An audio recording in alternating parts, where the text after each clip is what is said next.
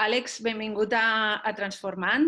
Lo primer de tot és demanar-te que, per favor, et presentes i ens expliques qui ets. Jo soc professor d'intervenció sociocomunitària de la família de serveis socioculturals de la comunitat i, de formació jo vaig fer psicologia i sempre m'ha interessat molt els temes de justícia social, etc. Vaig fer un màster en sexologia i ara fa poquet he acabat un màster d'agent d'igualtat. Lo primer de tot que te vaig a preguntar és què és la transfòbia? Així, definició de diccionari seria por o fàstic o una reacció de rebuig cap a les persones que mostren algun tipus de característica dissident respecte del model cis normatiu. Què és una persona cis? Llavors, quan parlem d'una persona cisgènere o cisexual, seria aquella persona que s'ubica, s'identifica en aquell gènere o aquell sexe que li van assignar en el moment de néixer. Mentre que una persona trans seria aquella que no se sent conforme a aquest sexe o a aquest gènere assignat. De quina manera se manifesta més sovint la transfòbia? Quin tipus de tracte reben les persones trans per part de les persones que manifesten la transfòbia? Pot ser des de formes molt subtils de riure, de tindre pensaments fugaços de ui, pues esta persona no me quadra o no sé com adreçar-me a ella o de forma subtil utilitza un pronom encara que sé que no és el que la persona sent, fins a les mostres ja més extremes de sent conscient de fer coses que molesten a l'altra persona, fer-les explícitament o arribar ja a graus més extremes d'agressions verbals, físiques. N'hi ha un perfil concret o un perfil més comú de persona que exerceix la transfòbia? La gent que s'ha socialitzat com xic sol tindre més interioritzats els manaments del patriarcat. El patriarcat ens col·loca a les persones que són socialitzades com xics en una posició de privilegi, a la qual cosa des del privilegi és més fàcil jutjar a les persones que se suposa que estan per sota. No diria que n'hi ha un perfil, però sí que és cert que n'hi ha potser més tendència a que la transfòbia exercida per xics bisexuals pugui ser més hostil o més evident en alguns casos que la que puguen exercir a priori les dones o persones menys binàries o més allunyades de la norma. Quin nivell de transfòbia n'hi ha a la comunitat valenciana en concret i a Espanya un poc més en general, en comparació amb altres llocs del món? Trobo que va ser Òscar Guas, és un sociòleg de l'Autònoma, que deia que Espanya és un oasis dins de la transfòbia, homofòbia, deia ell, a escala mundial. No?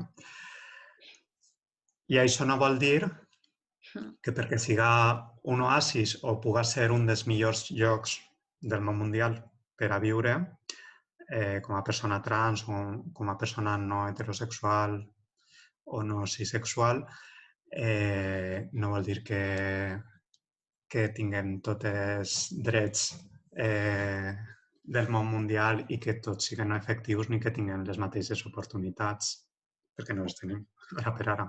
Però de tota manera sí que n'hi ha estudis de la ILGA, de la Lliga Internacional de Persones Gais Trans, que sí que qualifiquen i ubiquen a cada país en funció de determinats paràmetres de fites, sobretot de drets individuals i de drets socials i de cobertures sanitàries i de transgressió dels propis drets, de que se considera, per exemple, se consideren els delictes d'odi com un agreujant. I sí que Espanya està de les millors situades del món. com podem acabar amb la transfòbia d'una manera realista i eficaç. Trobo que l'educació és la clau per a transformar el món. I trobo que hauríem de partir d'una educació sexual integral i en perspectiva de gènere des d'educació infantil. L'homofòbia i la transfòbia estan vinculats directament amb el masclisme i això és una cosa que està constatada. I això parteix en molts casos d'estereotips, de prejudicis, d'idees errònies sobre complementarietat de sexes, sobre desconeixement fins i tot de les qüestions més bàsiques. La majoria de xics no saben dibuixar un clítoris. Ja. Vull dir, ja a partir d'ahir, si no coneixes el teu propi cos, no coneixes tampoc què dona plaer, que no t'atreveixes a explorar totes les opcions de plaer, d'erotisme, de relació amb altres persones, no eres capaç de reconèixer les teues pors, les teues sensacions, les teues emocions en relació als altres.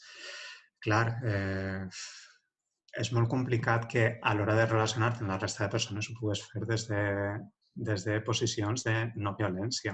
Per exemple, jo me pregunto com si jo tinguera una classe de xiques de, no sé, de 3 anys, per on comencem? No deixar de nombrar les realitats que existeixen per no reforçar els modes binaris, per aportar des dels contes i des del quotidià, no censurar en cap moment cap tipus de comportament no binari, no reforçar els estereotips de gènere.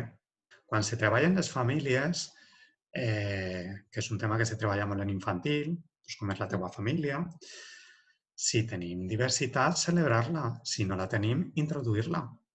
Què fem en l'adolescència o una etapa un poc més madura, l'adolescència, la formació professional, on els i les alumnes ja tenen uns estereotips? Però és veure que el món és molt més gran i que les realitats són molt més grans que les que nosaltres hem viscut. I, òbviament, no puc conèixer... La meva experiència és molt limitada. I quan més jove soc, més limitada és en el sentit que no he pogut tindre tantes experiències, no? Però que han de tindre aquesta apertura a conèixer altres realitats, simplement. En quins altres àmbits podem canviar consciència? Un element molt important ara per ara són els mitjans de comunicació i totes les xarxes socials. Si a mi m'arriba un missatge que és molt potent, però considero que és negatiu, el millor que puc fer és no difondre'l a ningú. Tots els missatges que són negatius hem de tallar-los. I quan als mitjans de comunicació s'haurien de mirar molt bé com informen o desinformen. Perquè igual que tenim determinats llibres d'estil per tractar temes concrets, com siga suïcidis o violència de gènere, l'abordatge que fan de les realitats trans moltes vegades és penosa. Quines coses podem dir-li a una persona trans? Quines coses no podem dir-li? Quines coses podem preguntar-li? Quines coses no podem preguntar-li? Primer és aplicar el sentit comú. Si a una persona que acabes de conèixer no li preguntes pel seu historial médico-quirúrgico, pues és una cosa un poc de calaix que aquest tipus de detalls són privats, no? Sobretot com qualsevol persona que coneixes. Quan coneixes una persona, tu no esperes que t'explique totes les seues intimitats i la seva història de vida quan l'acabes de conèixer. Una persona trans no té per què fer-ho, tampoc. El tema del com adreçar-te, quan tenim dubtes, el més fàcil és preguntar. disculpa, m'has dit que te diuen, o si és un nom ambigu, quins pronoms utilitzes? O com podria adreçar-me a tu?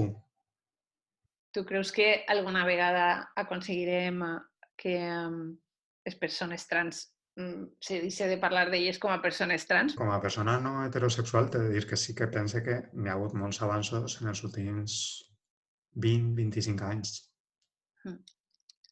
I pense que és una cosa que està evolucionant en positiu. No estem ara per ara en una igualtat d'oportunitats i condicions ni de broma. Em queda molt. Però sí que pense que a mesura que les noves generacions van flexibilitzant més els seus comportaments de gènere, cada vegada a través de la quotidianitat se va guanyant un poquet i se dret a la diferència. No és qüestió de que se publique cap llei ni cap decret, perquè això no canvia la realitat. El que canvia la realitat és que en el dia a dia t'hi vaig trobant en gent en els entorns que d'alguna manera desafia la cisnorma o l'heteronorma.